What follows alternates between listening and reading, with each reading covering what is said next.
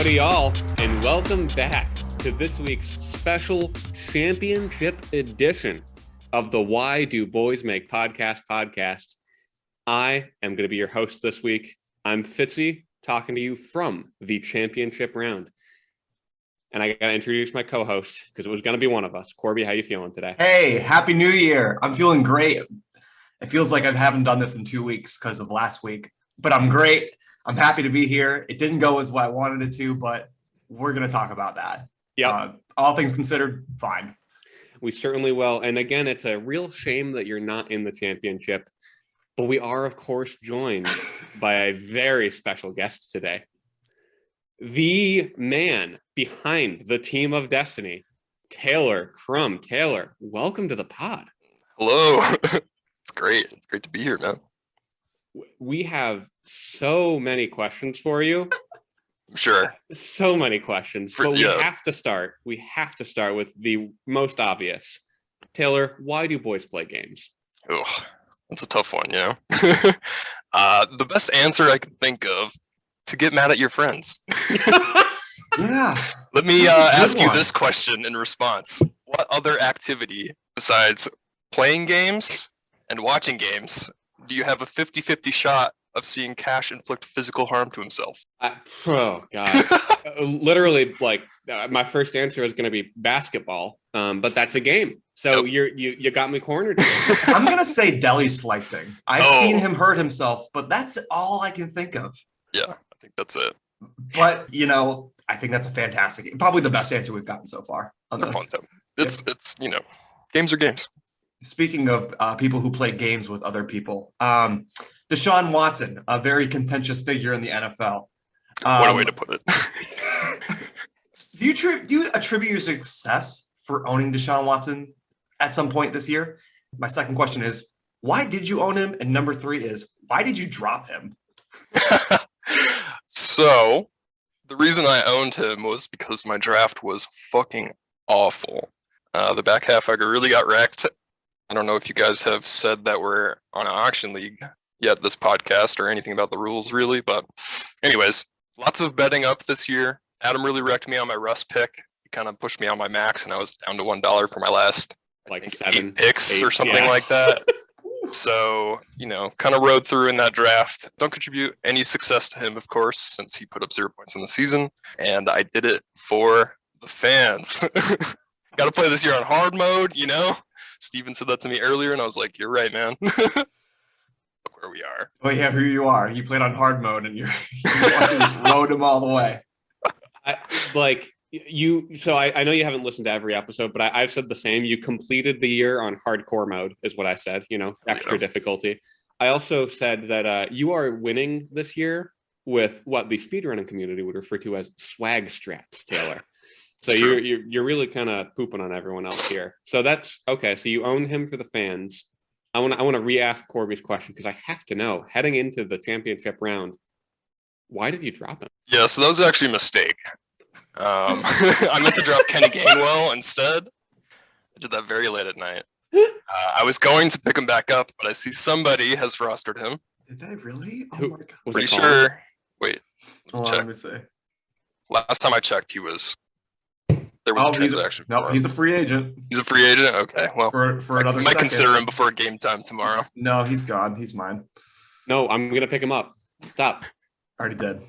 I need him. Now I need that. That means you're winning the alternate bracket this week. I want my $20. So Taylor, kind of sticking with this voodoo here, trying to please the fantasy gods. You recently changed your team name for the first time in over 4 years. Are you worried that might mess with your team's upward trajectory here? I am superstitious. There's lots of little ones here and there, like no hats in the bed. Nobody's ever heard of that before, but I subscribe to that. I grew up with my mom fucking yelling at me whenever I had a hat on the bed. She's like, "It's bad luck, bad luck, bad luck." I don't do hats on the bed anymore. It's been pretty all right. But anyways, not really worried about dropping him or changing my team name. I figure, this year I was not the best fantasy manager. I didn't play this year with fantasy in mind, let's say. and I would like to come into next year with a better start. So hopefully a new team name at the start of next year, something funny perhaps about the players that I have, but who knows? Perhaps revive, a fresh start or a Badonka Gronk. A classic. Moving along. What do you think it is about the energy of your team that just allows you to like suck the life of the team that you're playing against? Like every time you play against somebody, they have an awful week. So what is it that's causing this? That's a good question. I couldn't tell you. Could be the superstition. Could be how stubborn I am with fantasy football. I think all the decisions that I make lead to their outcomes, of course. But something about the team of destiny, it's just gotta get there. Absolutely. Now, the team of destiny. We've been saying this word a lot, and I want to kind of zero in here. Destiny versus justice. Taylor, you said earlier that when else are you going to see Cash physically harm himself? I want to know, do you have anything to say to managers like Cash and Adam who didn't make the playoffs, but may feel that they were more deserving than yourself or even myself at 8-6? Yeah. There's no justice in this league, and I'm sorry you're not in the playoffs. I shouldn't be here. That's really all there is. I had the same thought process as them, but then I made the playoffs. And then at this point, if I'm not going to win, then I just want to watch the world burn. I just want one of these 8-6 teams to win. So whatever. Yeah, no better team to do it with than the team of destiny, right? Absolutely. What is your favorite your Arizona delicacy? I've never been to Arizona. I've never eaten Arizonian food, or maybe I have. What's your favorite meal that you can get there? There's a lot of random stuff here in Arizona, actually. Obviously, Mexican food, being so close to Mexico and all. A lot of it's very, very authentic because Tucson is very Mexican. The easy thing to say is just Mexican food. I mean, I'm pretty sure the chimichanga was invented in Tucson, so that could be considered a delicacy. The other couple of really big ones that stand out to me are prickly pear flavored things, which is a cactus fruit, and EGs. Have you guys ever heard of EGs before? No. EGs, the place where you can get the gigantic slushy. Is that right? Oh, exactly. Yeah. No, you recommended it. It was like 70 cents for the largest I've ever held. Yeah. Oh, God. Yep. So the best way I can describe it is it's the perfect mix between Italian ice and a slush puppy. The flavor in it, you know how you do the pumps for the slush puppy? It's like you're at a 10 all the time. It's like so much sugar. It's so good. All the flavors are so strong. EG's has a different special flavor every month. They're supposed to be like secret flavors, but it's the same one for every single month, basically. They have a prickly pear EG and just like a whole bunch of other stuff. But it's really, really good, which is also only in Tucson. Not any other city in even Arizona. I'm ecstatic that I've had both the chimichanga and EGs in the short time that I was in Tucson. So like, these are the things that I would have put at the top of my list, and I'm glad they're at the top of yours. You did it right. Wait, did you have the chimichanga at El Charro? That's right. Okay, right. Pushed this into the back room, and I ate so much. Oh my awesome. God. Yeah, that place is amazing. Now, Taylor, before we got on this pod, we weren't talking about food. We were looking at you piling up some food in the great game of RuneScape. You were doing some fishing before we got on the pod here. And I want to know, did you ever scam someone in RuneScape? If so, how did you do it? Yeah. I've scammed some people back in the day. Yeah, they were a lot of really low effort scams back then. Now the community is a lot more aware of them. The typical scams were, like Alt F4 scams. People used to say if you drop your cash stack and a cabbage and then you hit Alt F4, it'll turn it into that many emeralds or whatever, and then you can sell it all for a profit. So people would just drop their entire cash stack and then sign out because they close their game client, and then you'd be better off, of course. Not a lot of scams nowadays. Most of them are run by bots. There's a lot of like random gambling things where you roll dice, but it's really just like a random number generator and the weights are set in the house's favor. But they do like random big payouts to people that are inside of the group. So it seems like they're legitimate. There's a lot of random shit like that. I don't know. A lot of crazy bot stuff in this game. So the current state of scamming is just a casino. Cool. Pretty much. Great. Yep. Pretty much. Okay. So our last question here, going back to food, because that's all I love to talk about food on this podcast, is what's the best Munchos variety of chip? I don't think I've ever eaten a Munchos. I know that you're the Munchos man. Munchos. Am I? I thought you were. Chips. Was it you who always got Munchos? Oh, okay. They were Wise chips. Oh, okay. Then fuck Munchos Wise chips. What's the best Wise chip? The salt and vinegar Wise chips will always be the best. Okay. Their barbecue sucks ass. Way too sweet. It's gross. Don't buy it. Sour cream and onion is a good second chip to rely on. I can't remember if Wise is associated with Utz at all, but Utz mix, dude, like their snack mix, it fucks. Yeah, it's it fucks. Good. It's so good. What's your pretzel go-to wheels. Yeah, what's your go-to thing in the snack mix? In the snack mix, not the pretzels. Pretzels always suck in the snack mix. They taste like sand. I like when snack mixes mix in like sun chips. Those are always really good. Like the random corn chips with flavoring. Doesn't matter. Yep. Those are always nice. Cheetos. Gotta have the Cheetos in the mix. I don't know why I love rye bread Ooh. specifically in the snack mix, but the little bread chips are unlike any other bread chips I've had. Ooh. So good. Another newcomer to the snack collection. You ever have these? No. Steven put me onto these in Florida, and I have not stopped eating them since. That looks They're so good. These are some of the best pretzels that I've ever had. Oh, I love that. I love a good pretzel. So Taylor, thank you for that. We're going to play a little game now, and it's a game that I like to call This or That, where you have to pick one of two things and explain why you like it. Okay. So we're starting off real quick, easy one, cats or dogs? Cats. I got to say cats because I have owned cats. My parents have cats, and I love them. I will play with any cat that I see at anyone else's house. Dogs are pretty much the same. Like, I do love dogs. I just have less experiences with them. I did have one dog. It was a border collie. I loved her very much, but she got too big for our house and didn't play well with our cats. So, but cats have been more prominent in my life. So, agreed. I've always had cats. I think I like the idea of dogs more than the idea of cats. But like 80% of the dogs that I know have some type of neuroses where it's like they can't be left alone in a room for more than 4 seconds, like Hamilton. Shout out Hamilton. Yeah, shout out Hamilton. Actually talking about right Little now. Poopy boy. Love that guy. Okay, how about bungee jumping or scuba diving? Which do you like more? I've never done either, but the ocean is kind of terrifying, so I'll say bungee jumping. Okay. More of a mountain man than a beach boy anyway. Makes sense. When it comes to bubbles, I gotta know, are you a seltzer or a soda man? Soda. Definitely soda. I do not appreciate like the watered down tastes of a seltzer.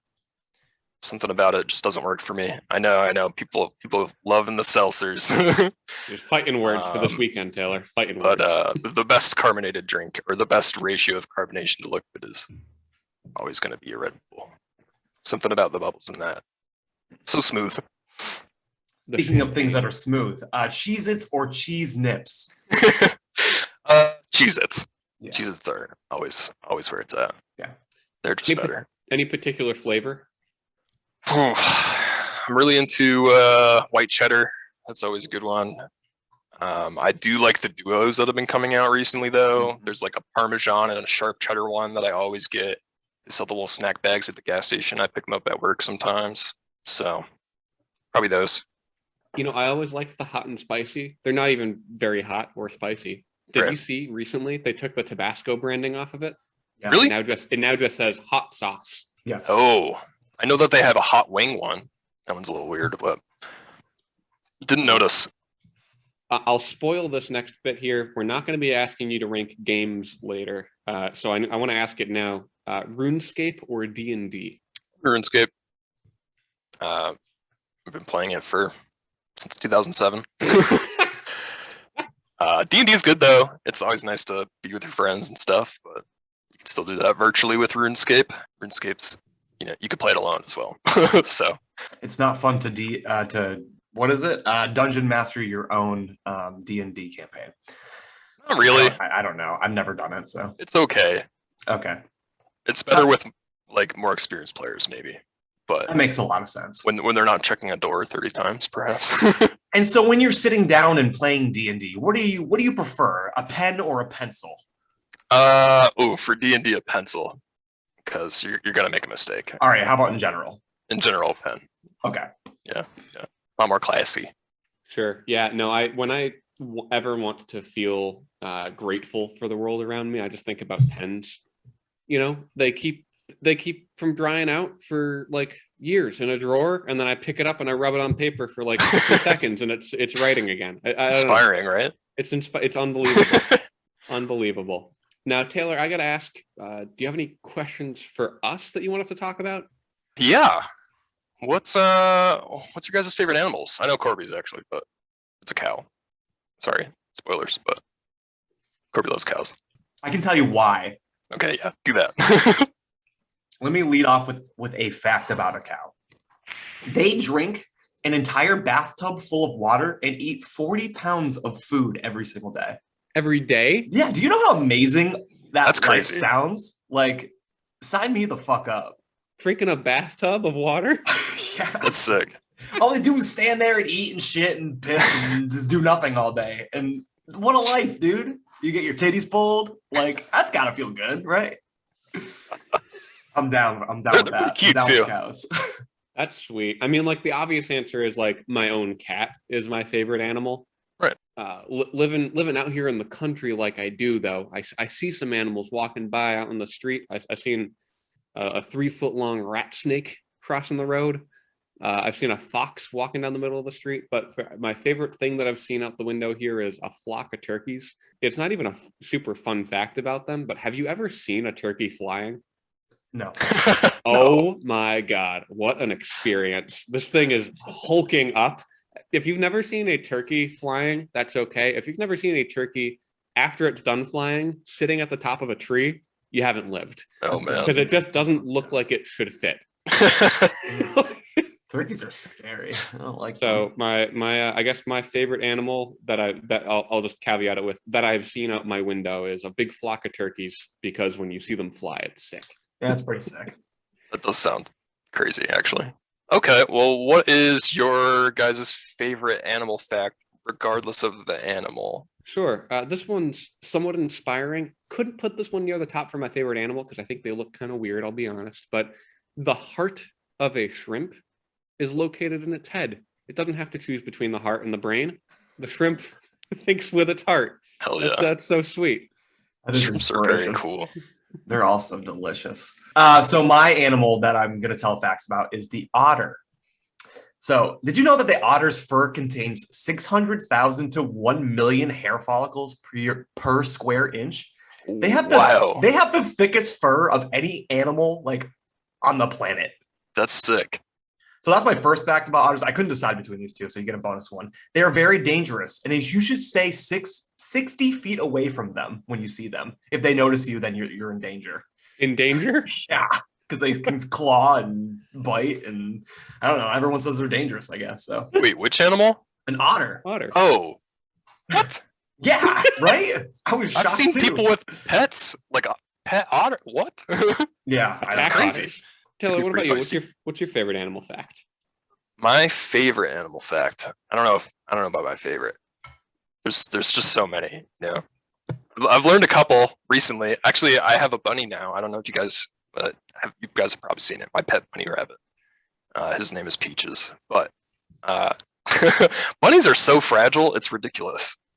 Like everything can kill them. Even being bored. Being bored can kill a rabbit.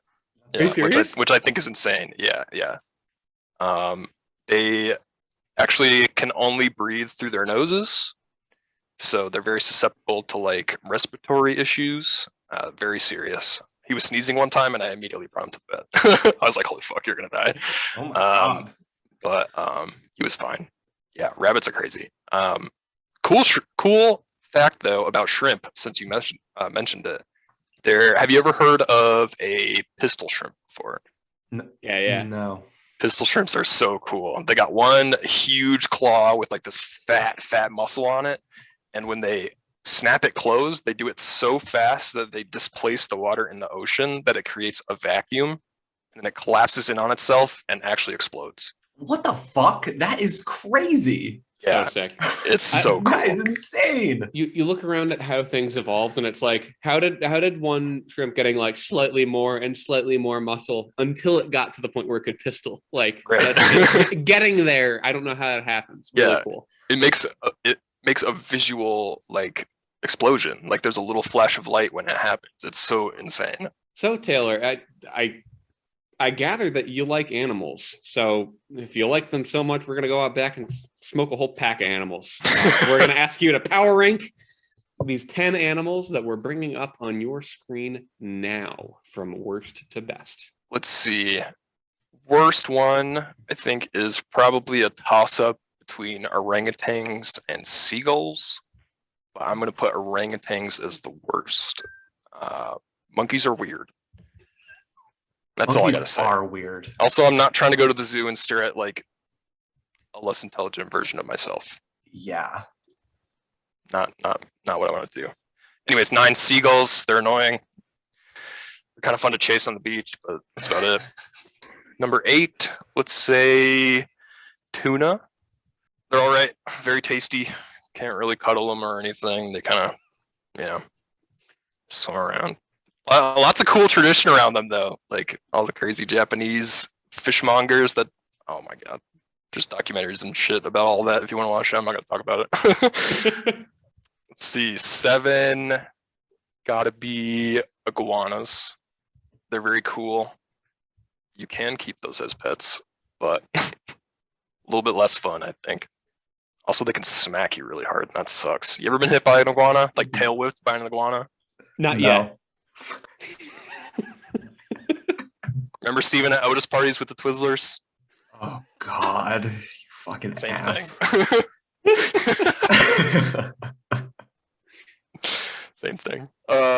Number 6, killer whales. They, they're pretty cool, but sometimes they just need to cool off. They ain't got to be killing all the time. They can chill. They're very cool though. It's too fucking cold where they live. Number 5, deer, just a small moose. So number 5, moose, or number 6, whatever it is. Number 4, gotta be moose. Moose are so cool.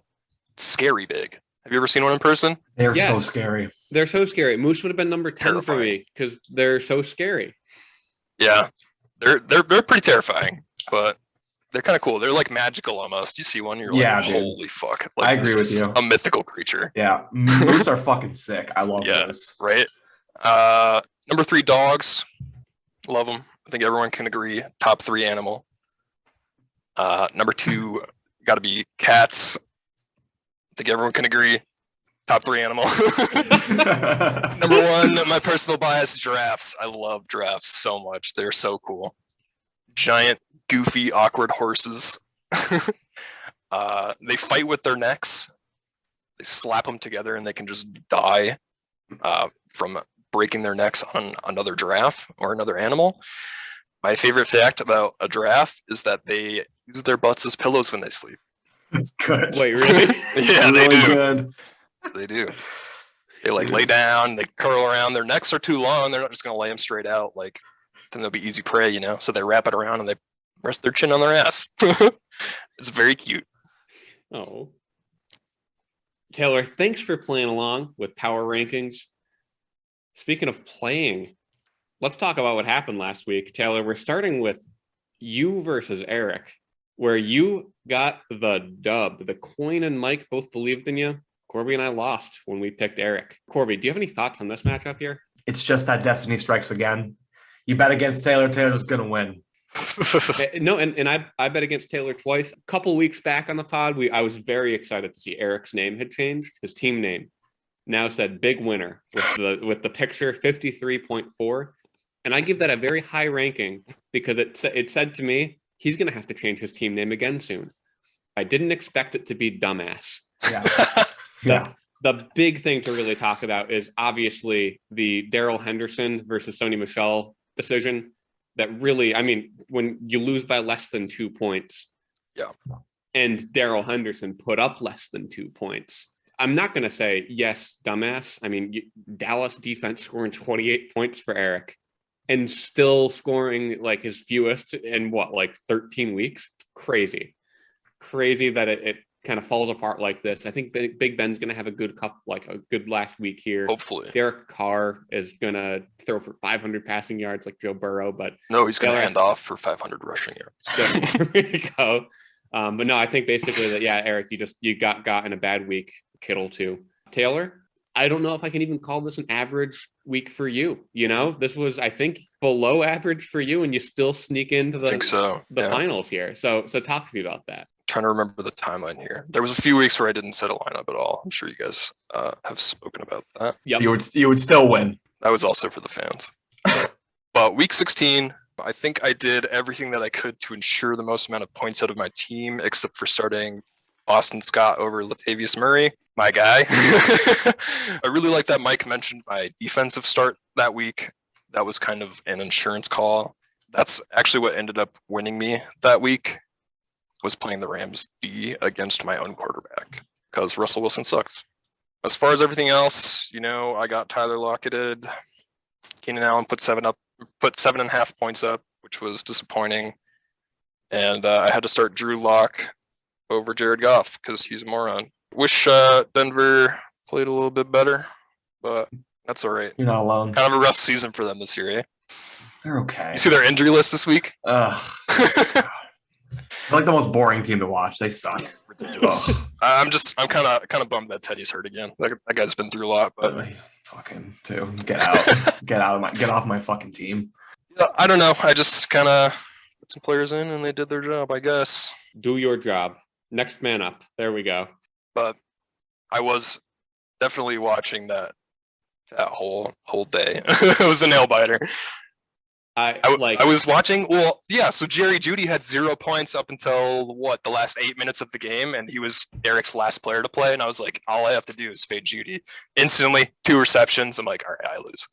And then somebody vultures his touchdown. Dude, so good. Ridiculous. So good. I really, the saddest part of moving on to this week is the fact that I don't get to root for you anymore. It has been so much fun watching this ride. Like I'm actually not even watching football. Like I'm sitting on the couch with Alex watching something, but I'm watching the fantasy points. Like I'm watching your matchup. Oh, it's so much fun. Next matchup was me versus Fitzy.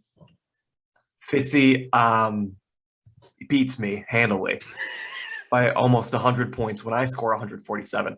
I picked myself. Fitzy picked himself. Coin and Mike picked me. Fitzy, why don't you lead this one off, because I've got a whole laundry list to. Sure. So I'll be quick. Colin actually said in the chat, this has to be a record, right? He said this has to be a record, and I will say this was the third most points that have ever been scored, behind Colin and Colin, both when we were in an 8-team league. He did this in back-to-back weeks, and I'm going to share my screen real quick because this. I mean, just further, another nail in Mike's fantasy coffin.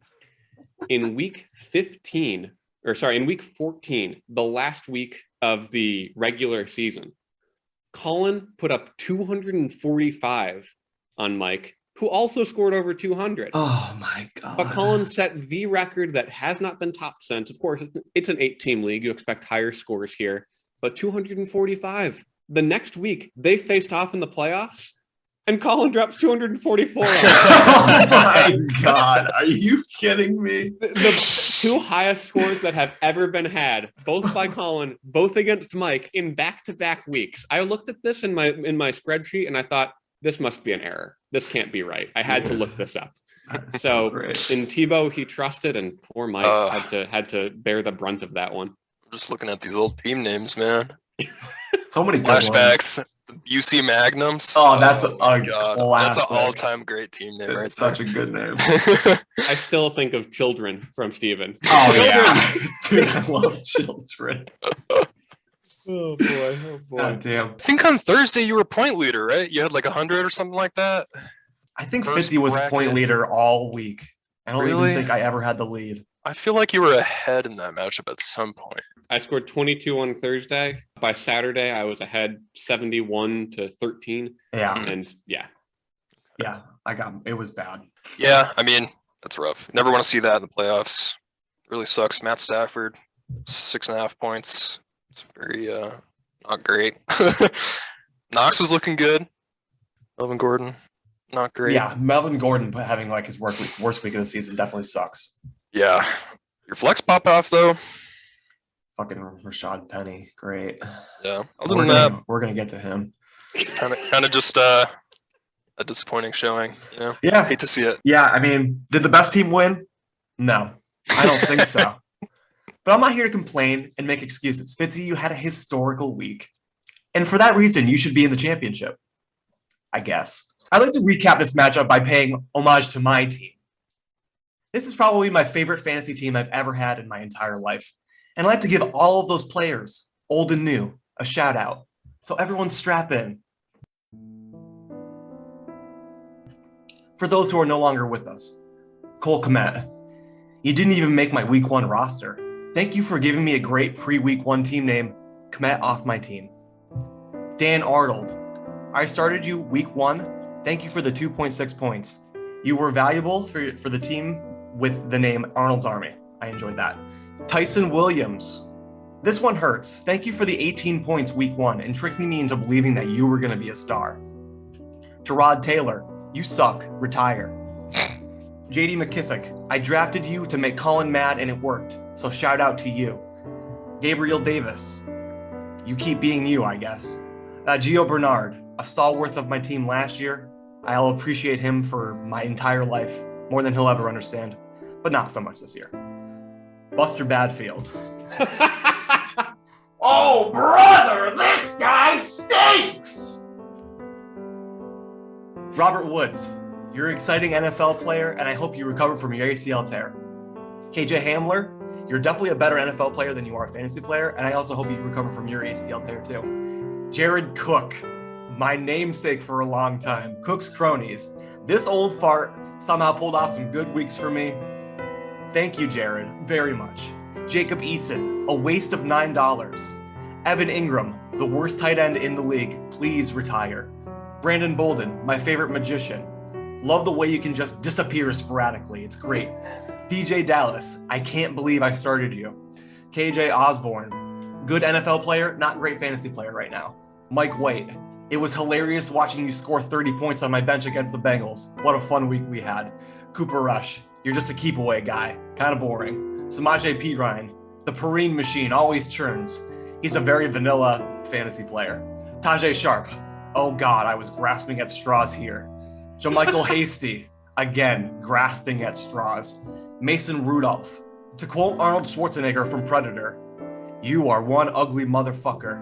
LaVisca Chenault, the Chenault assault is a lie, and this guy's just a wannabe Cordero Patterson. Ty Johnson, nobody picks up Ty Johnson and says, yeah, this is a good idea. And of course, Tyler Huntley, my favorite pickup of this year, because if I don't pick him up, Colin's gonna beat Taylor in the playoffs. So that's all the people that I've had on my team. Let's get to the players that will be enshrined in my roster for the end of the season.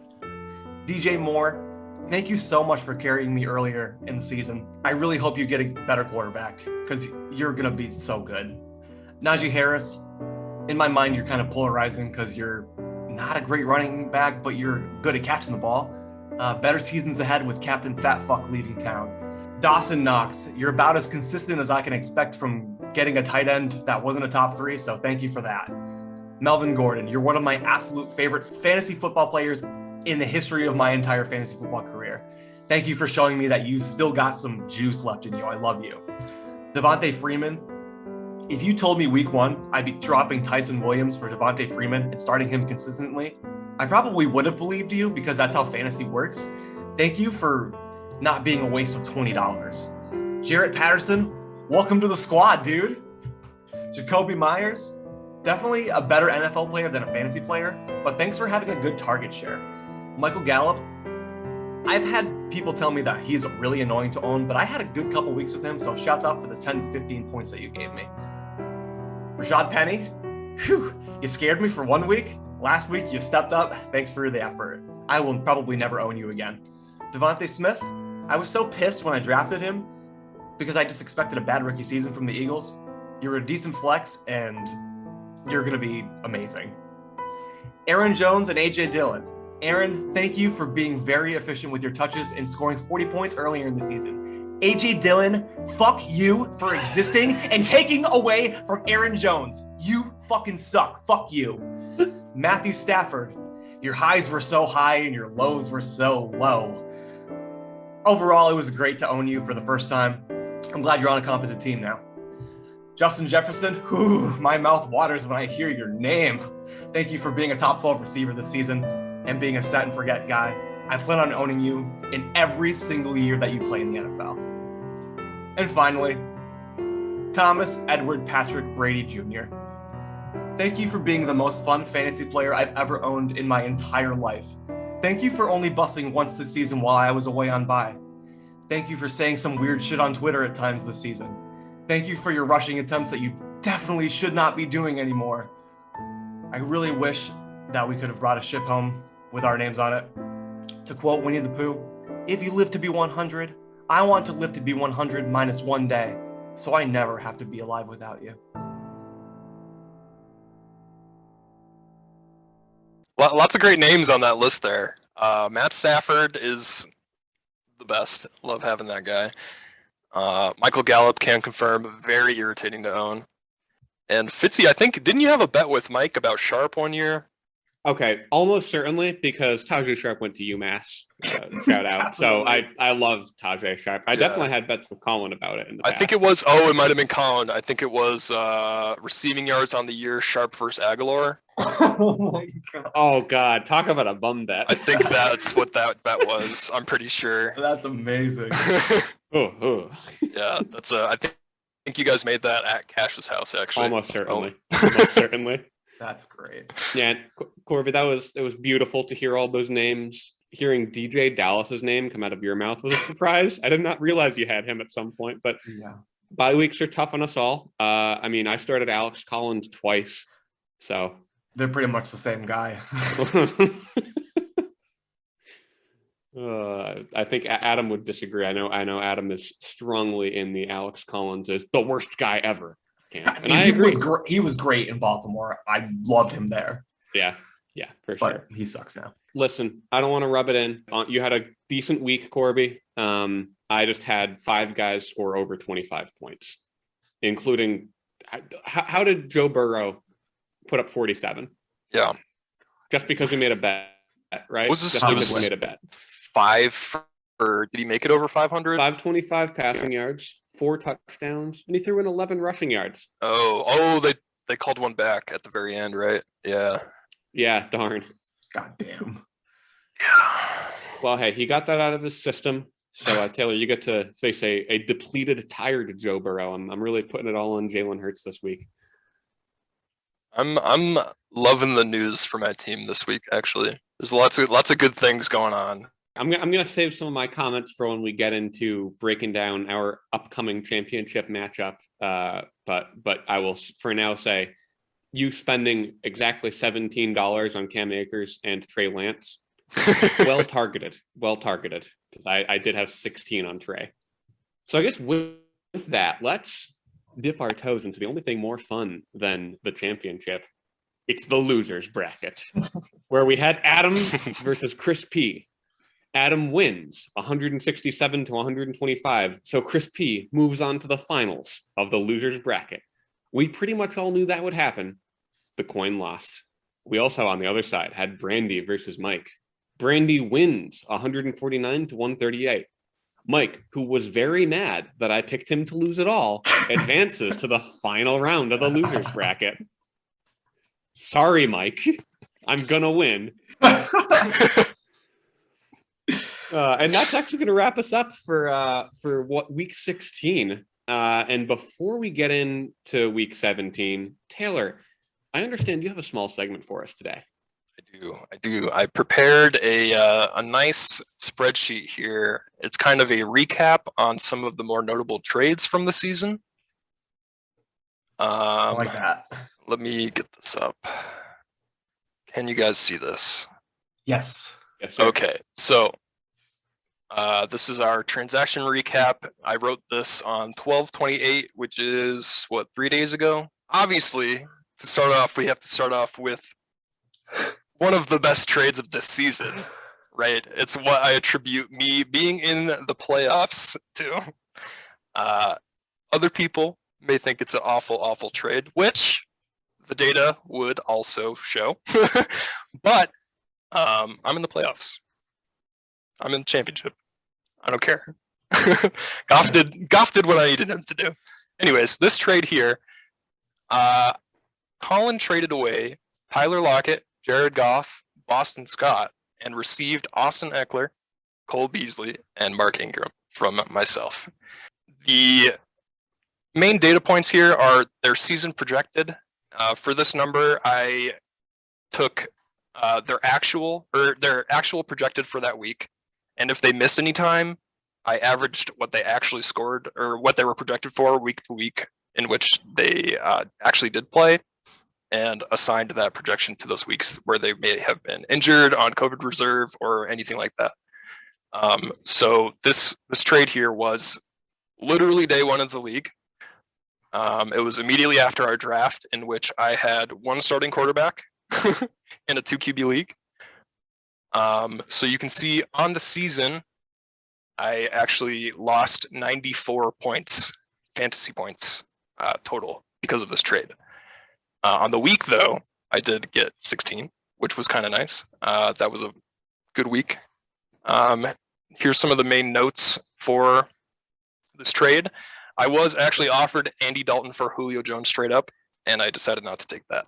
I didn't have a starting QB in my second QB slot. I traded a running back 1 for a wide receiver 1. We all know it's a little bit debatable with Tyler Lockett, but my next point here, Eagles fucking suck. Boston Scott is a piece of shit. Hate that guy. Just pick a guy, Eagles, please. Just pick a guy. Pick a guy. Stop playing Miles Sanders. Long-term trade, real bad. Real bad. Don't do this. I do not advise making this kind of trade. Short-term trade, fuck the haters. And then I kind of like to evaluate like what the trade is meant to be doing when we're looking at a trade. So for me, I shifted the strength of my positions from flex to QB. In the draft, I drafted very wide receiver and running back heavy, as I always do, and went no QBs until I think round 12 or something like that, which I picked up Russ Wilson and then lost all of my auction money. Colin shifted from wide receiver to running back, very obviously. I think I immediately dropped Cole Beasley. I hate that guy. He's very irritating. Hate owning him. Awful flex player, I think. Even though this year he's proved me wrong in some weeks here and there, but he's done that his entire career, I think. Overall, I give this trade probably a D- for don't do this. Don't do this. So I have to agree. This trade, I think, objectively was not good. But you're right. That 1 week, you like this is the reason why you're in the championship. At the same time, it was a bad trade that led to a championship. It's just you flip the coin enough times, this is going to happen. The fact that we all talk about Jared Goff's great week 1. Austin Eckler, the sleeper agent, waited until he was facing you in the playoffs to get COVID. Yes. What a sleeper agent! I don't know how you planned that. It's incredible. I have inside sources. Right. And now you're going to start Boston Scott in the championship. Unfortunately. Yeah. That's not going to be good. Okay, on to trade 2 here.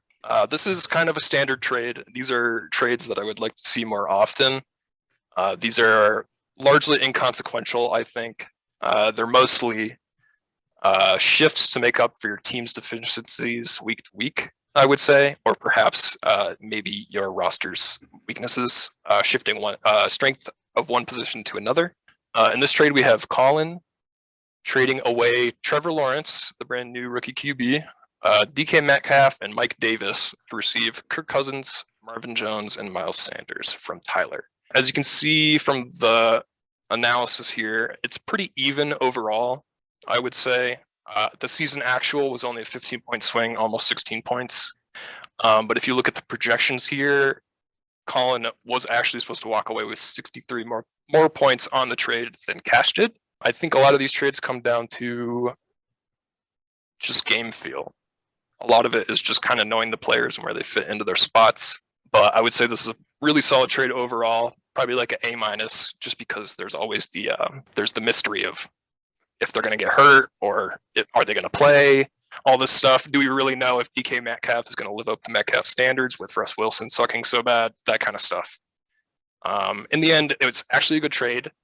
Cash took a chance on Trevor Lawrence, which didn't really work out that well, unfortunately. The way you can look at this is it's a standard wide receiver to running back swap for strength of position for the teams, with Cash getting Miles Sanders at the running back slot Cash is getting a QB and then DK Metcalf, right? And then really Colin is getting Kirk Cousins and Miles Sanders here in this trade. So pretty standard. This next trade, I think, has the most depth out of any trade on the season. This trade is fantastic. I love this trade so much from both players, actually. It's a great trade. It doesn't look like a great trade on paper. The analysis also says very, very bad for Adam. But if you look deeper into it, it's actually a way better trade than it looks. To recap, Adam traded away Leonard Fournette and Carson Wentz and received Sam Darnold, Travis Kelce, and Kenyon Drake from Brandy. Right off the bat, 3-for-2s are always hard unless you kind of are playing around the waiver wire, which is something that Adam did, of course, with the most moves on the season, I believe, right? Something in the 60s. Not even close. I don't have to look it up. He's outpacing everybody. Right. Adam loves shaking up his roster. Moves. Yeah. So if we dive deeper into this, on the season, Adam actually walked away with 7.5 points fewer than he would have received keeping the original players. With the projection, of course, receiving an extra player gives you a lot more extra points on projection. But if we really peel away the layers of this trade, it's really just a 2-for-1 for Travis Kelce. Adam was comfortable enough trading away his RB1 and his third QB just to receive a stud in the tight end slot, right? I think that's a great move. His team was pretty solid. I mean, his record says otherwise, but that is a great roster move, I believe. There's a couple of fun facts surrounding this trade. Adam started Kenyon Drake one time for a total of 5 points. He dropped him 2 weeks later. So obviously no intentions of keeping that player. He really just wanted Kelce. He immediately traded Sam Darnold away from Marvin Jones, which is fine. Like, he did not need a quarterback at that point, a third QB. It's always nice to have one, obviously, but didn't need it.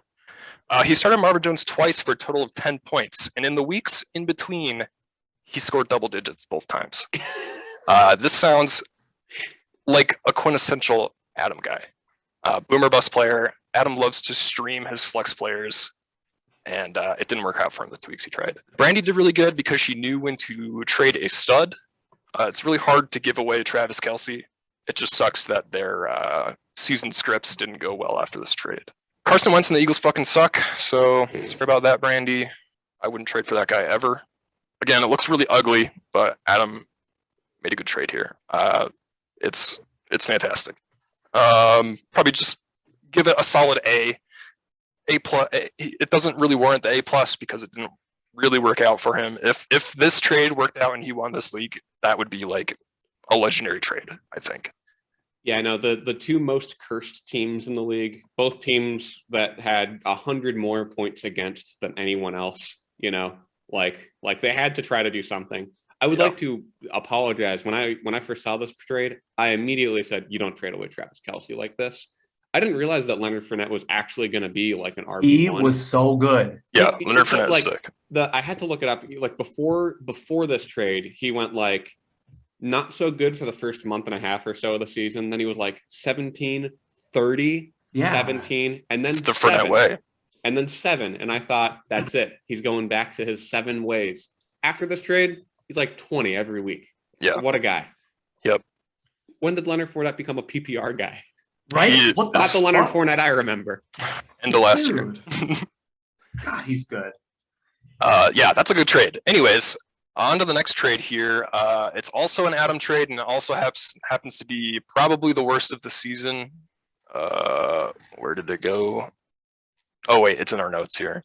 Adam receives Allen Robinson, giving up Myles Gaskin. What are you doing? Like, Definitely why? the worst Why? trade. Why? Definitely the worst trade. What is the point of this trade? If you ever asked me to give up Myles Gaskin for a flex 4, I would say stop fucking talking to me. That one's really bad. That's probably the only F of the season. But that's all I got for trades. Thank you, Taylor, for putting in the effort, bringing a segment here. Corby, we're about to start talking about week 17 here, and I wanted to propose something out to you before we get into it. I'm ahead of you in the standings by 5 games so far. Yeah. We're only picking 3 matchups this week. There's only 3 relevant things going on. There's your third place match, there's the championship, and then there's the bottom of the barrel loser bowl bracket. I propose, because normally you would have a chance at 6 matchups, just to make things interesting. I think the third place matchup should count for double, and the championship should count for triple. That way, if you sweep me this week, you've still got a shot at the yearly standings. Sure. Okay. Cool. All right, make it interesting. Yeah. We're going to start at the bottom. The loser bracket finals. The DeBerry Bowl comes full circle at the bottom of the toilet bowl.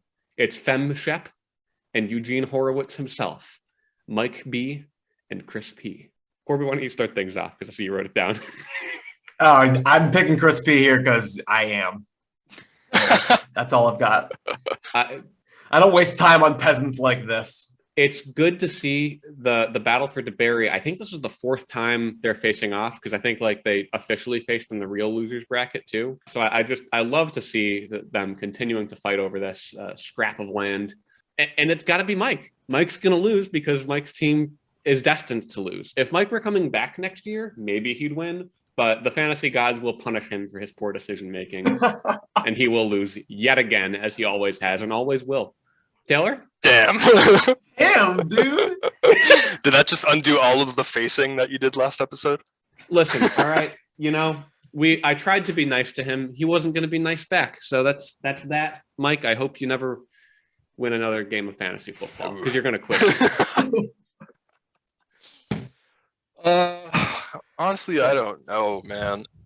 Love both the DeBerry boys. I think Mike probably needs something to turn his spirits around, perhaps. It's been a rough year for him and the Jets. I'd like to see him leave on a happy note, but you can't fuck with the gods, man. It can't be done. I think I'm going to have to pick Chris. As always, we welcome back a coin. What coin is it this week? So, Corby, you saw the upstairs, and I recently cleaned here. So not only do I not have the Pokemon coin, I also packed everything's packed away, and I didn't want to like stand up and look around for it. We got this far in. So today we will be flipping. This is the coin. What the fuck? Ladies and gentlemen, the lid. It's the lid for the cup that I use as the mic stand. So that's the only thing I had around that was coin shaped. Amazing. Fantastic. And the lid is picking Chris to lose. God. So only I believe in Mike's ability to lose. Next up, our third place match between Eric and Corby. Now, Corby, I know you're motivated. You said earlier you want those $20, damn it. Taylor, I'm going to kick it to you first, though. Who do you think sneaks out a win here? Sneaks out a win between Eric and Corby? I got to say Corby. Corby's going to win. Mostly because if Eric didn't beat me, he's not beating Corby. Well, listen, I know Eric's an avid listener. So, Eric, and you're listening and you're happy to hear this part. Or I'm picking Eric. And I'm picking Eric for one simple reason. His team name is currently Dumbass. He can't make a mistake and start Darrell Henderson again. He's on IR. So Sony Michel's going to be in his starting lineup. I don't believe I think Cam Akers is coming back just so that the Rams can be nice and pay him, like he's officially active, but like, come on. They're not really going to play him, right? No way. I shouldn't say that. They're definitely going to play him. Taylor, you should start him. But anyway, I got to pick Eric for that one simple reason. He knows who to start. He gets things back on track and gets his first win against somebody for the second time in a year. You know what, Eric? Fuck you. I'm gonna win. I want my $20. I want to play for free next season. I want my team up in lights. This is my favorite fantasy team, and it needs to be in the 3 spot. So I'm picking myself. And the lid agrees, Corby. The lid is picking Corby. Thank you, lid. Thank you.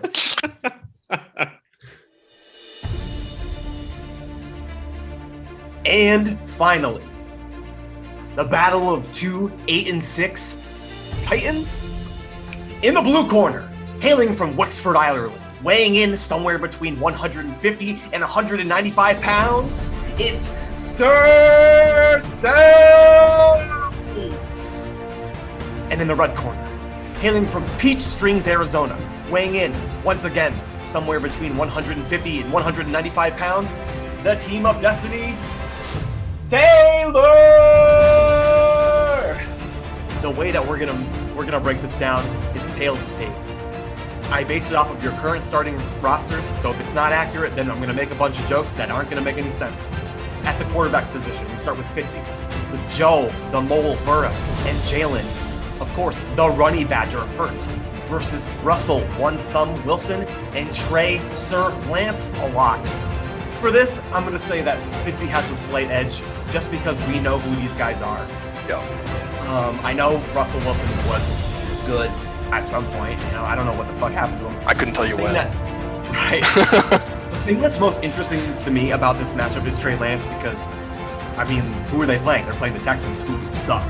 So that is going to be the X factor. I think Fitzy gets the edge, but not by a lot.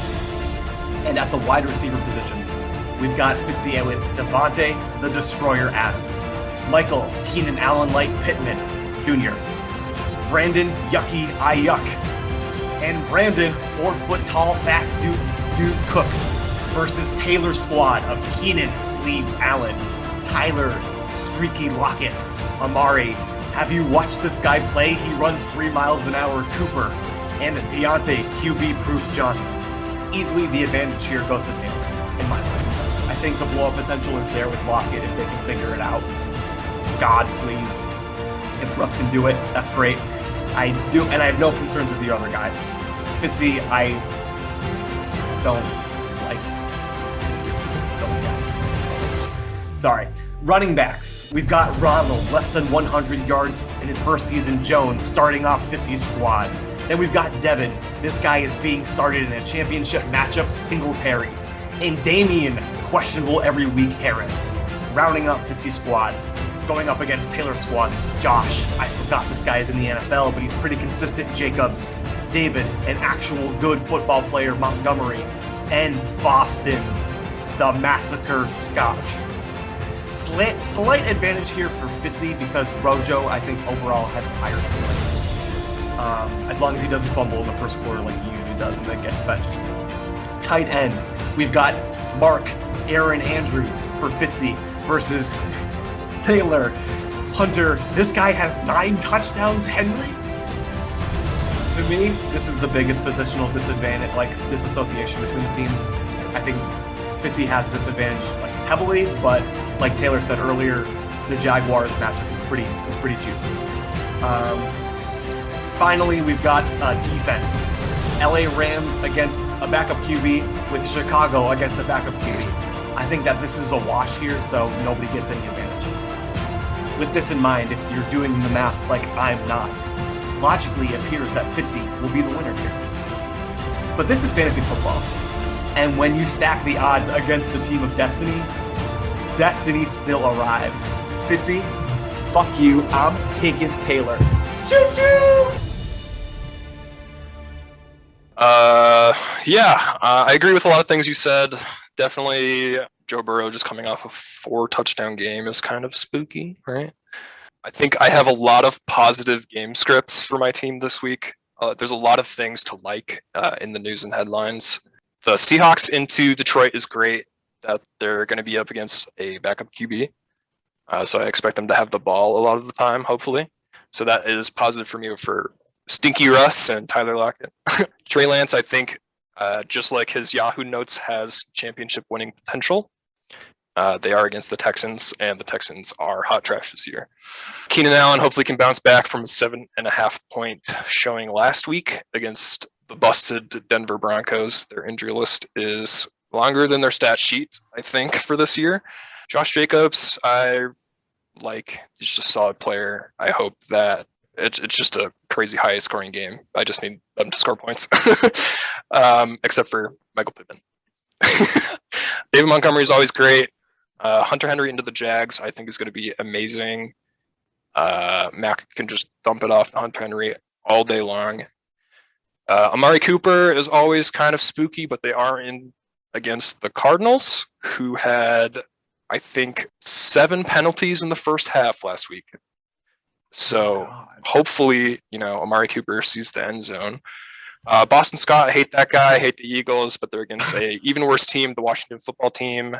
They are on a stinky, poopy trail right now. Deontay Johnson, he's always great. Hopefully that game is also a shootout. Los Angeles into a backup QB. Turns out Los Angeles is actually the best performing defense this year based on having no mistakes. They have the lowest amount of penalties, I think. So they are always a solid baseline for points, even better into a backup quarterback. Taylor, did you know that this is the highest your team has been projected for all year? I believe it. I believe it too. Only by a point over when you scored 200 in week 1. When I called your team unbeatable, and I said that your team might go undefeated. I called you a glass cannon, and I don't see a single crack in your lineup right now. However, I also know that sometime back in like week 5 or 6, I said, my team, quote, my team might not be good, but it is the team of destiny. Oh, shit. We can go check that. I said that. So what happens when destiny faces destiny? Well, we're definitely going to find out. Corby, my notes for this matchup were very similar to yours. I was going to go position by position, so I'll go very quickly since you've covered it. QB, I agree. I've got the edge. Wide receiver, I like Devontae Adams too much. I think Brandon Cooks is pretty good. I'm giving myself the edge. Running back, Devin Singletary, low-key, best trade of the year. I won week 1 because of him. If I hadn't won week 1, I wouldn't be in the playoffs. Running back, edge Fitzy. Tight end, Mark Andrews, need I say more? Edge, Fitzy. Chicago is playing against the Giants. Edge, Fitzy. But like you said, there is an X factor at play here. The X factor of destiny. That one, obviously, squarely goes in Taylor's favor. When you pair that up with only having a 10-point lead and the fact that Taylor used Fab this week in order to make, like, I'm shaking in my boots. I really believe that Taylor, like, here's what I think is going to happen. I think Taylor is going to win, and Taylor's going to gain exactly 15 Yahoo points to put him at 599. And then next year he's going to lose in every league in week 1 so that he can never be in silver. Like, he's going to win the championship and still be ranked bronze. I know it's going to happen. We all know it's going to happen, but for the sake of the show, I have to pick myself. I cannot pick against Sir Seltz in this matchup. But Taylor, I know you're going to win. I want to say that very plainly. I think it'll be exciting either way. I think it'll be a very explosive week. It'll either be a very, very close and exciting week, or it's just going to be a total blowout in one direction. Well, the lid is taking the co-host here. And Taylor, did I get it right that you're taking yourself here? Yeah. Lovely. Yeah. Got to take myself. Got to believe in the fantasy gods, Of course. Well, speaking of beliefs, let's see what we think is going to happen and put some money behind it, huh? We're getting into bets of the week, baby. First, let's recap last week where Corbett, you won the first one here. I bet that our matchup would be decided by less than 15 points. You took the over. Good call. I don't remember this. Next up, we had Rashad Penny will score more than one of Corby's flex players. Rashad Penny was my highest flex player, so Fitzy wins. Again, I don't remember this. This was my favorite bet that we had recorded last week, Corby, because I called this the regret bet. At the time, you had Rashad Penny on your bench, and I said, you're gonna regret benching him. You then said, I already regret it, to which Mike replied, oh, Fitzy, you already win. So that was fun. Shout out, Mike. Our next matchup here was Matt Stafford versus Joe Burrow, total fantasy points. Joe Burrow outscored Stafford by over 40. So close. Fitzy won that one. Yep.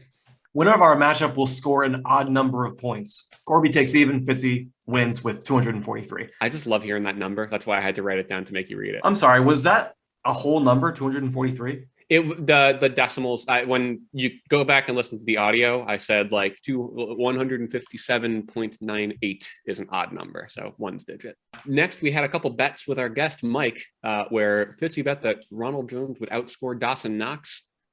Mike B took Dawson, so Fitzy wins that one. Jonathan Taylor is going to score under 19.5 points. Mike B takes under. I take the over. Mike wins. Mike just Venmo request me. And the reason I have not yet Venmo'd Mike is because Mike took Taylor to win the league, and I took no. There's no winner in that one yet. So, Taylor, if I beat you, I don't owe Mike money. That's further fuel in my fire. Nice.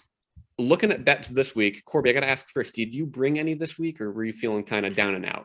Yeah, no, I bet that I'll outscore you this week. Absolute. Bring that one right to the table. Heck yes.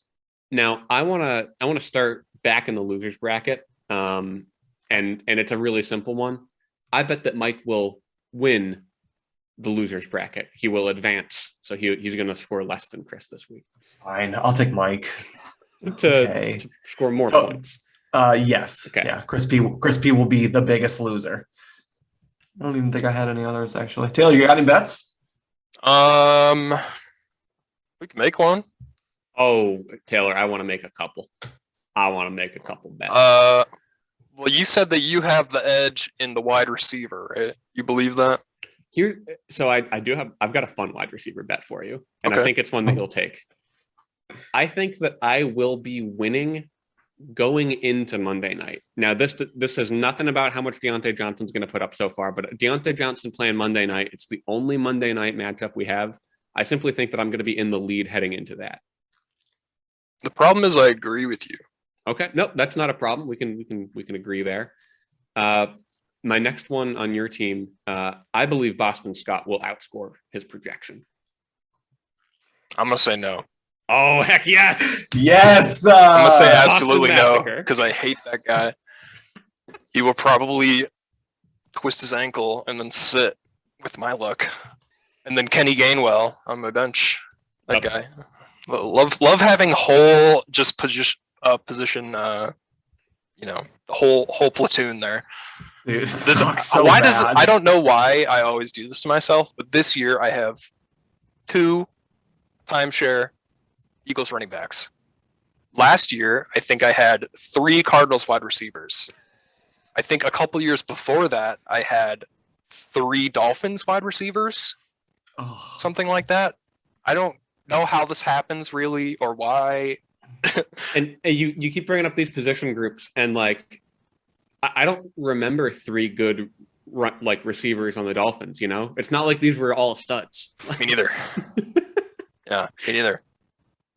I think it was to round out flex positions or something, and then there was a lot of injuries or something. I don't even remember. I just remember having 2 or 3 Dolphins, definitely 3 Cardinals at one point, and now I have 2 shitty Eagles running backs. I've got another bet for you if you'd like. Sure. All right. Last week I made a regret bet with Corby about Rashad Penny, and I really believed that one. This time, I just want to make the fantasy gods wonder. You're currently looking at Latavius Murray on your bench. Yes. You already know what I'm going to bet. Latavius Murray over Boston Scott? Latavius Murray over one of your flex players. Over one of my flex players? In fact, let's just say over one of your running backs. because it's like you would take Boston Scott out to put him in probably. So I'm going to say one of your 3 running backs. Right. So you're betting the over for Latavius? Latavius over one of those 3. Dude, I want to agree with you, but I'll take the for sport. No, hey, if you want to agree, I'll take the other side. Oh, well, huh? Yeah, I'll take the over. Oh, sweet. Latavius Murray under any of these 3 bums? Sure. Oh my God. That is insane. Yeah, right? Gotta love it, dude. See, I've got another one for you after you're done with this one. Yeah. Okay, so we have a season-long bet with Derek Carr versus Tom Brady in passing yards, right? So I just want to, let's close out the season on just a passing yard versus passing yard, or any sort of QB stat for them. I'm saying more passing yards for Tom Brady versus Derek Carr. I'll take Derek Carr this week. Absolutely. Okay. I don't hey, we still got 2 weeks to come back. He's behind by 300 yards against Brady. It's going to take Brady being sat for week 18 for him to get this. Do you know who these teams are playing? Do you want to know who they're playing first? I almost don't. Why, dude? You don't. Okay, no. Oh no! I know who Tom Brady's playing. You don't want to make this bet. Jets. Jets. The Jets know Tom Brady. They're going to have him on his ass all afternoon. You picked the wrong guy, Corby. Passing yards, give me Derek Carr. All right, Fitzy.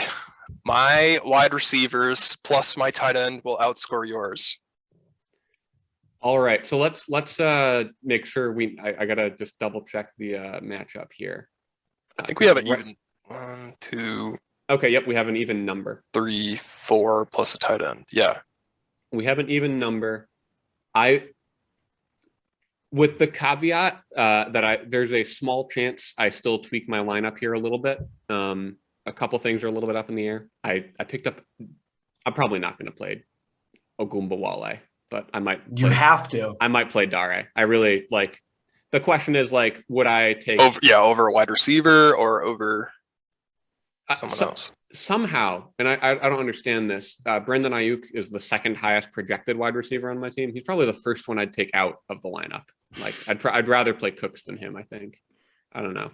Okay, so conditional if we have the same amount of wide receivers starting into this week. Would you make the bet just our top 2 receivers plus tight end? Sure. Whatever the top 2 end up being? Sure. All right, let's do that. Okay. Do that because we have to start 2. Yeah, right. I like that.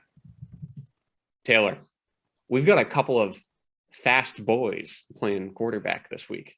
It's true. Not fantasy points. I want to know, who do you think is going to have more rushing yards, Trey Lance or Jalen Hurts? Oh, that's a tough one. Dude, my heart wants to say Trey Lance is going to have more rushing yards, but I know that Jalen Hurts is going to have more rushing yards. I think I'm going to have to go with the player of destiny, Trey Lance, to have more rushing yards than Jalen Hurts. There we go. Wow. Yes. If Trey Lance does 30 points, it will be a historic fantasy landmark for so many teams. It will be amazing. Yeah. It's very, very polarizing start there. I love it, dude. I put my $16 bet on him. I had no plans to start him. I don't know if I could put him in over Jalen Hurts. Right. I mean, maybe that's like a coin flip almost. But yeah. I wanted to have him so that you couldn't. I'm sad. So right. That's all I had here. I like that we've got Corby, we got 3 here. I got 4 with Taylor. I guess I can ask Taylor, did you want to make any bets with Corby? It felt appropriate for me to target my bets at you. Yeah, I mean, I've seen that. I feel like that's, yeah. Can you think of any, Corby, if you want to? No, I feel we are in a good spot. Okay. Corby I feel like these are all Taylor, pretty solid points. Solid bets. I'm letting Sure. letting the big boys play. Sure. So in that case, we're going to move it into this week's mailbag, where the first comment, Mike, a guest on the show, says, couple of things. 1, the player Chris traded involving Michael Vick was Allen Robinson, who I also associate with him. 2, I said Terrence Williams for Chris P, but Marvin Jones is a better example. Yeah, agree. I agree. Next comment we've got from Taylor. Taylor, I won't mince your words. Would you please read your comment? I own a Blake Bortles jersey. Latavius Murray is a good my guy stinker, but He is such a stinker. Blake is up there too. Yeah. It's a lot of Jags. Now I'm thinking about it. Oh yeah. A lot of Jags. And Toby Gerhart. Toby Gerhart, yeah. Yep. Honestly, Blake Minshew. Not when he was a Jag, but even Marvin Jones I associate with you. Yeah. Oh. Well, we had that bet, right? It was Marvin Jones versus Golden Tate. Golden Tate. Any Lions receiver I'm going to associate with you for sure. Yeah. That's fair. Anyway. Especially considering my history with the staff. Yeah. Right. We had a reply to Taylor's comment where Mike says, very true. Another good player for you. So yes. Next, we had a couple people with similar opinions in the comments. The first one, though, was Dewey Boyman, who says Corby's watermelon opinion, the worst thing since Adam's dog opinion. Okay. Sure. I'm not on board with that. Melon sucks. All melon sucks. It's bad. I feel like do I have to be the defender of melon on this pod? Melon's a good flavor, man. It's a good artificial flavor. Oh, watermelon, cantaloupe, honeydew. I can take or leave, but love melons. God, love chewing on snow. That's basically what it is. What it tastes like. Dewey Boyman also comments and says, also, I love Amon St. Nick.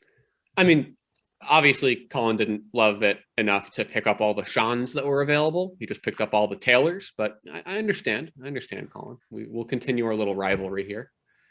And hey, our next comment is somebody who will never have a rivalry. I feel like Chris is somebody who's rooting for both sides in this matchup. He just wants good vibes, and I love it. Chris says, when Corby said, I am so in big trouble, I fucking cackled. Everyone did. I think we all did. The sentence heard around the world. Yeah. Love it. And to be fair, the next morning, I was in big trouble, but hey, got to work fine, and I did my job. Harkens back to the day after 4th of July, Big Y. Those were some good days throwing up in front of my brand new manager. Oh my God, dude. So, Corbett, would you agree with Chris's next comment here? Corby regret bet was drinking too much in the pod. No, my regret bet was definitely making the Rashad Penny bet. That's a stupid bet. Of course he's gonna put up a stinker to scare me first, and then be like, I need you. I'm gonna help you out, right? Like fuck, like whatever. That's fine. Chris also says here, I was gonna drink along with you guys while watching, but it was 9:30 a.m. when I started watching.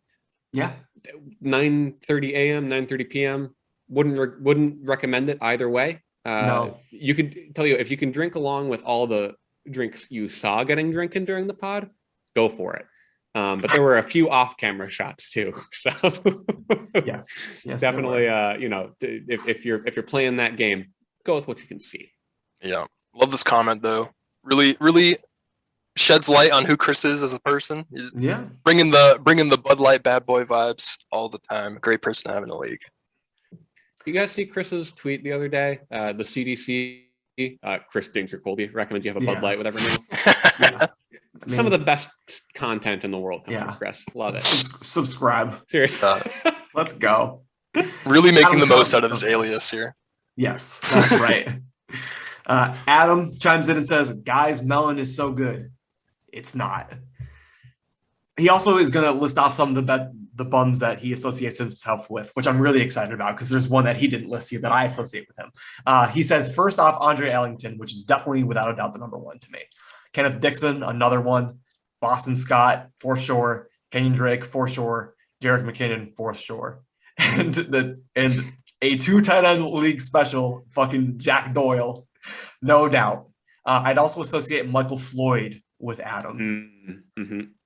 There are tweets where Adam threatens to end his own life because of Michael Floyd. Yeah, that is a good one. I'm glad that Mike says Kenneth Dixon wins. That's a guy who I believed in every year. Yeah, I don't know. Also, fun fact about Kenneth Dixon. You know who really loves Kenneth Dixon? T-Bird. T-Bird loves Kenneth Dixon. Does he really? Yep. Oh, wow. He sure does. I remember sitting in Buffalo Wild Wings with him screaming in my ear about Kenneth Dixon. I mean, hey, all I know is that people who know more about football than I do told me that guy is so talented. If he could just get it together. Oh my God. Like, he's a complete three down running back. He can do it all except for play. But Mike, you're exactly right. Peyton Barber also should be on Adam's list. Yes. I don't know why I didn't think of Peyton Barber. That's really good. Without a doubt. Adam closes off with, can't wait to compete against you in fantasy football next season, Mike. We're all looking forward to it. Taylor, that brings us to the end of the mailbag. Brings us to the end of the show notes. Before we close things out and before we hand it to you for a quick plug, one last, we'll call it a bet and a reaction together. I want to know what you're thinking.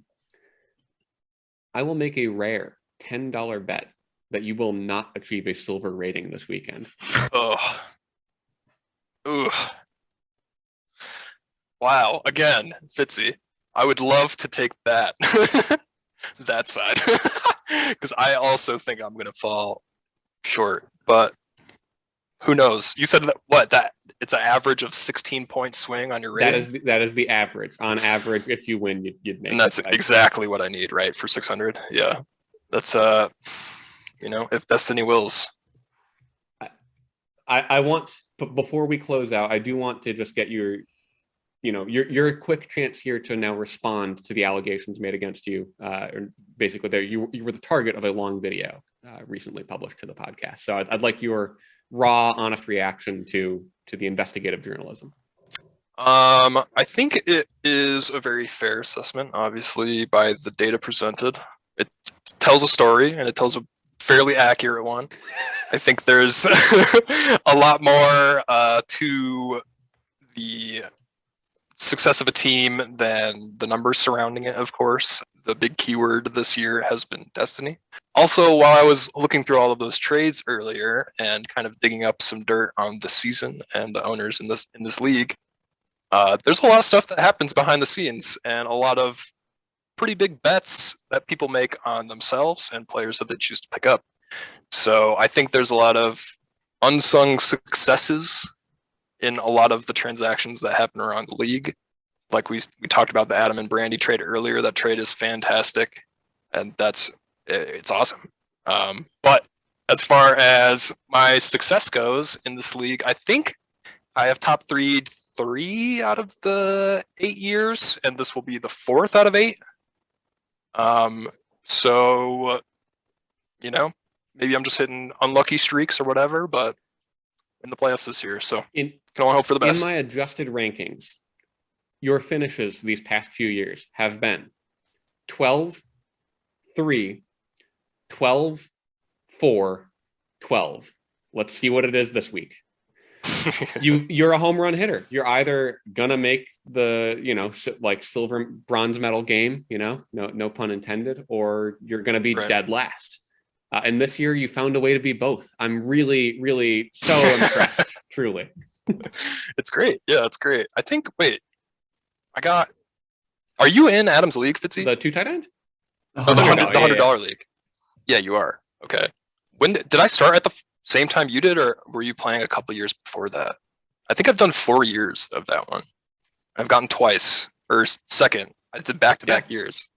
So that's cool. Obviously, a completely different league and all that, but I don't know. Sometimes the numbers don't reflect the success of the team. In my case, I would like to reiterate that it's pretty accurate. All right. So, ladies and gentlemen, that's going to bring us to the end of the penultimate episode of the Why Do Boys Make podcast for the 2021-2 season. I'd like to thank you all once again for listening, and a big special thank you to my co-host Corbett and our guest Taylor. As you're all moseying on out, about to click that X button, if you could click 1 or 2 more buttons for us on the way out. There's a little thumb on the bottom left of this, and we'd love for you to smash that like button. Taylor, the most recent subscriber, I checked these things. Thank you. Everyone else, get a second account. Subscribe again. We're trying to boost our numbers. And as always, I'm Fitzy. I'm Cor-BAY. And I'm Taylor. Gamers, game on.